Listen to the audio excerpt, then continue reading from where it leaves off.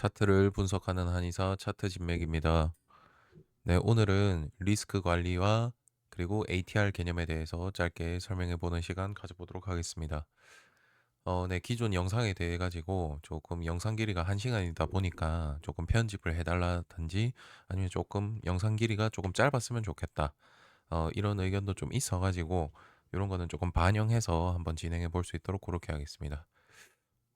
그러면 빠르게 리스크 관리, 비중 관리하는 그 방법에 대해서 설명 좀 드리겠습니다. 네, 리스크 관리. 다른 말로는 비중 관리라고 보면 되겠습니다. 요거는 빠르게 이제 예시를 들면서 설명을 좀 드릴 수 있도록 그렇게 해보겠습니다. 예를 들어서 내가 시드가 1억이 있다고 가정을 해보겠습니다. 자, 1억이 있다고 가정을 했을 때, 요거를 바로 종목별로 나눠서 투자를 한다라고 생각해 보겠습니다. 그러면 크게 시가총액으로 초대형주, 대형주, 중소형주 이렇게 일단 나눠볼 수가 있습니다. 뭐 다른 기준으로도 좀 나눠보실 수는 있는데 일반적으로는 보통 시가총액으로 나누는 기준이 가장 이제 좀 많이 쓰이다 보니까 이렇게 보통 저 같은 경우에는 나눠서 투자를 한다라고 생각을 해주시면 되겠습니다. 그래서 초대형주, 대형주, 중소형주 이렇게 중소형주 이렇게 있으면 초대형주 같은 경우에는 저는 보통 이제 시총 3조 이상 뭐 이제 이렇게 보는 경우가 많고 대형주는 뭐 시총 1조 이상 그다음에 중소형주는 뭐 그 이하 뭐 이렇게 일단 설정을 해서 투자를 하는 경우가 좀 많이 있습니다. 요거는 정답은 없습니다. 사람마다 조금씩 다 그 기준은 다르다라고 말씀을 드릴 수가 있겠습니다. 그래서 일단 이렇게 초대형주, 대형주, 중소형주 이렇게 있으면 일반적으로는 중소형주 밑으로 내려올수록 변동성이 커집니다. 네, 그래서 보통 시드 같은 경우에도 나눠서 이제 비중 관리를 나눠서 분산 투자를 한다라고 했을 때 중소형주로 갈수록 시드가 조금 적어진다. 요것이 일반적인 경우입니다. 요걸 예시로 한번 바로 설명을 한번 드려보겠습니다. 내가 예를 들어서 초대형주 같은 경우에는 5천만 원을 투자를 하고 시드가 1억이라고 지금 가정을 하고 말씀을 드리는 겁니다. 초대형주 5천만 원, 대형주 예를 들어 뭐 3천만 원, 그다음에 중소형주 2천만 원. 뭐 이렇게 투자를 한다라고 가정을 해 보겠습니다. 그러면 초대형주 같은 경우에는 내가 예를 들어서 최대 종목 숫자를 2개, 그다음에 대형주 같은 경우에는 최대 종목 숫자를 뭐 3개, 그다음에 중소형주 같은 경우에는 최대 종목 숫자를 뭐 2개 요렇게 해 볼까요? 4개 해 보겠습니다. 요렇게. 네. 예시를 좀 들기 편하게. 그러면 자, 초대형주는 내가 지금 최대 종목 숫자를 2개라고 했기 때문에 한 개 종목당 최대 투자 금액은 얼마겠습니까? 2,500만 원이겠죠. 그죠? 네. 요거를 어기면 안 됩니다. 네. 보통은 일반적으로 최대 종목 숫자를 이렇게 2개를 했다라고 하면은 동일한 비율로 나누시는 거를 추천을 드립니다. 그래서 한 개 종목당 내가 최대 투자 금액을 2,500만 원으로 했다라고 하면은 그 이후에 이제 비중을 때리는 그런 이제 순간이 오겠죠. 예를 들어서 그러면 요 A 종목이라고 예를 한번 들어보겠습니다. A 종목당 최대 투자 금액은 2,500만 원이라고 했을 때 A 종목에 대해서 비중 20%를 때린다라고 하면은 얼마를 투자를 하는 거겠습니까? 네, 5분의 1이니까 2,500만 원에 5분의 1이니까 500만 원이 되는 겁니다. 네, 이렇게가 이제 비중 관리를 하는 거다라고 생각을 해주시면 됩니다. 그러면 대형주 같은 경우에는 마찬가지로 뭐 B 종목, B 종목당 최대 투자 금액은 1,000만 원이 되겠죠. 이런 경우에는 3천만 원에 3개니까 그죠? 그래서 이런 경우 예를 들어 뭐 비중을 뭐 30% 한다라고 하면은 이거는 300만 원 이런 식으로 이제 투자를 하는 거라고 생각을 해주시면 됩니다. 그래서 비중 관리의 경우에는 이렇게 분류를 나눠서 각 분류별로 요 이제 몇 개를 투자를 할 건지 그리고 시드를 얼마로 할 건지 요거는 각자 다 사람마다 다르기 때문에 그거는 본인에 맞게 이제 설정을 하면 된다라고 말씀을 드리겠습니다. 요거는 정답이 있는 건 아닙니다. 예. 다만 요거를 정했으면은 요거를 어기시면 안 됩니다. 예를 들어서 내가 대형주를 하는데 B 종목을 만약에 투자를 한다라고 했을 때 이게 너무 기회처럼 보이더라도 그런 경우라도 내가 투자하는 금액이 요 금액을 넘어서지 않는 것을 항상 말씀을 드리겠습니다. 네. 더 요것보다 이제 더 넣는 거는 말 그대로 더 벌고자 하는 욕심이기 때문에 제가 계속 처음부터 설명을 드리는 잃지 않는 투자와는 배치되는 그런 이제 태도이기 때문에 요런 경우는 항상 처음에 요 원칙을 정하셨다면 그 원칙을 어기시지 않는 거를 본인이 설정을 하셔야 됩니다.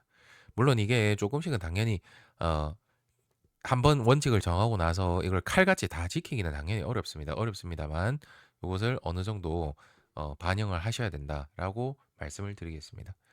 그래서 이런 경우를 어쨌거나 우리가 반영을 해서 적용을 해야 이것을 어 그 원칙에 어긋나지 않게 투자를 할 수 있는 방법이다라고 이렇게 한번 설명을 드리겠습니다.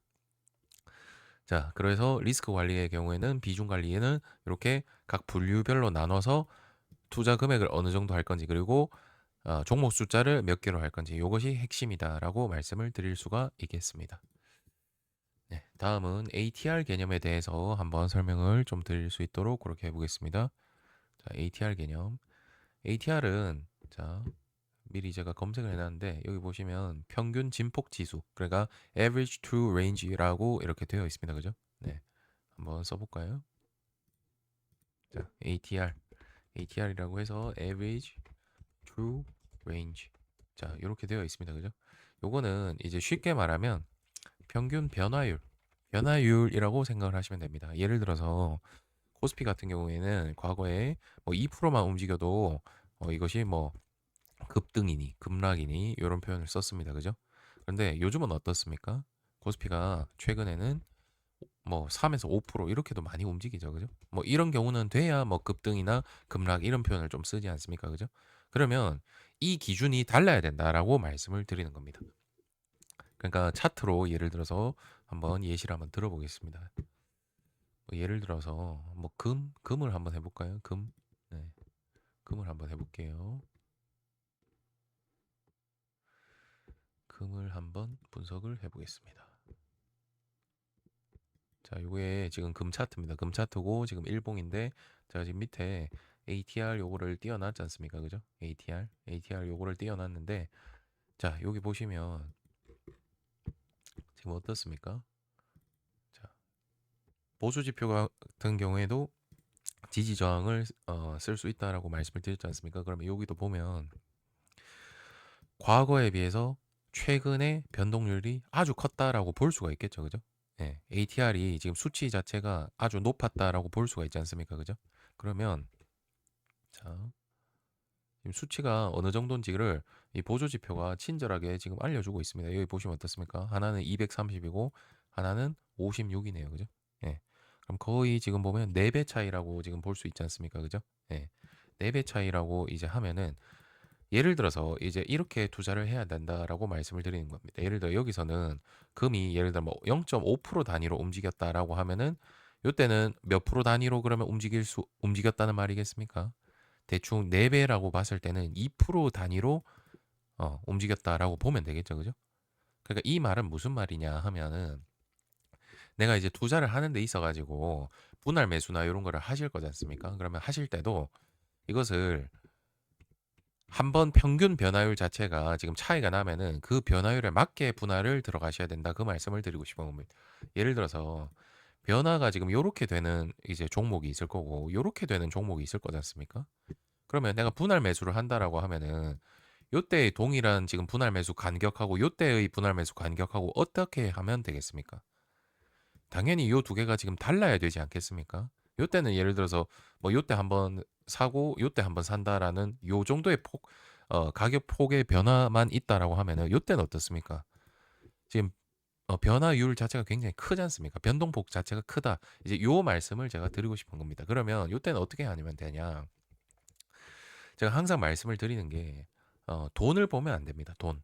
그러니까 이게 무슨 말씀이냐면 예를 들어 여기는 10%가 움직이고 여기는 뭐 예를 들어 30%가 움직였다라고 가정을 해보겠습니다. 그러면 내가 예를 들어 1,000만 원을 투자를 하면 10%면은 여기는 뭐 마이너스 100만 원 이렇게 볼 수 있겠죠, 그죠? 내가 1,000만 원이 들어갔다라고 하면은 그러면 동일한 횟수만큼 지금 움직였을 때를 가정했을 때 보면 이때는 한 번에 움직임 변동폭이 30%니까 마이너스 300까지도 갈 수 있다라고 말씀을 드리는 겁니다. 그러니까 동일한 금액으로 보면은 이것이 내가 자칫하면 잘못하면은 너무 섣부른 물타기가 돼 버린다는 거죠. 그러니까 요때는 요 정도의 변동폭으로 대응을 했다라면 요때는 변동폭이 커진 것을 인정을 해야 된다라고 말씀을 드리는 겁니다. 그러니까 요때 내가 예를 들어서 샀다라고 하면은 이만큼은 기다릴 수 있어야 된다라는 겁니다. 근데 이거를 금액을 보면은 변동 금액 자체가 이게 크다 보니까 많이 흔들리거든요. 그렇게 하시면 안 되고 퍼센테이지를 보고 대응을 해야 된다라고 말씀을 드리는 겁니다. 이때는 평균 뭐 2% 정도 변화 뭐 2% 10%뭐 이렇게 변하던 게 요때는 뭐 6% 30% 이렇게 변한다라고 하면은 동일한 익절 비율이라든지 동일한 손절 비율로 대응을 하면 안 되겠죠. 그죠? 변동률 자체가 다르기 때문에 달라진 만큼 그만큼 내가 비례해서 대응을 해야 된다라고 생각을 해 주시면 됩니다. 그래서 이것은 굉장히 어려운 개념이라기보다는 변동률 자체가 달라지니까 달라지는 변동률에 대응을 해서 내가 익절을 하든 손절을 하든 그것을 평균 변동률에 따라서 내가 하면 된다라고 말씀을 드리는 겁니다. 그래서 이 ATR 같은 경우에는 어떤 손절이나 뭐 익절의 이 보조 지표상으로 이런 이것에 대한 기준이 된다라기보다는 '아 움직임 자체가 커질 수 있구나.' 그러면 커지면은 커지는 만큼 지지 저항이나 추세선을 조금 넓게 봐야겠죠. 그죠? 예. 너무 좁게 보는 게 아니라 넓게 봐야겠습니다. 그죠? 예. 뭐 예를 들어 삼성전자 같은 경우에도 예전에는 뭐 2-3% 움직이던 것이 최근에는 뭐 5% 10% 이렇게 움직이지 않습니까? 그러면 내가 대응을 할 때도 2-3% 단위로 대응을 하는 것이 아니라 최소 5% 10% 단위로 대응을 해야 된다라고 말씀을 드리는 겁니다. 이게 자칫하면은 비중 조절을 잘못하고 들어가는 간격 자체도 예전의 기준을 이제 대입을 해서 하다 보면은 비중 조절이 안 되겠죠. 그죠? 내가 분할 매수를 2번 하려고 했었는데 첫 번째 하고 나서 최근 변동률이 10%는 뭐 예를 들면 30%는 기본이다라고 하면은 30% 단위에 맞춰서 분할 매수를 해야 되는데 예전에 뭐 10% 단위로 움직이던 그런 단위로 분할 매수를 해 버리면은 내가 너무 높게 사 버리는 그런 불상사가 발생을 할 수 있다. 이제 요것이 취지다라고 이해를 해 주시면 되겠습니다. 네. 그래서 ATR 자체는 굉장히 뭐 어려운 개념이라기보다는 내가 어쨌거나 대응을 하는 것에 있어 가지고 평균 변화율에 대응을 한다. 요런 개념으로 생각을 해 주시면 되겠습니다. 아시겠죠? 그래서 뭐 옛날에 뭐 10% 움직였었다고 해서 최근에도 뭐 10% 단위로 대응을 하는 것이 아니라 예전에 10%씩 평균적으로 움직였다면 최근에는 평균적으로 어느 정도 움직이는지 그 수치를 ATR로 우리가 이해를 하고 예전에 뭐 예를 들어 50만큼 움직였는데 ATR 수치가 50이었는데 최근에 ATR 수치가 200이다 하면은 평균 변화율 자체가 4배구나. 그러면 4배에 맞게 우리가 대응을 해야 된다라고 생각을 해 주시면 되겠습니다.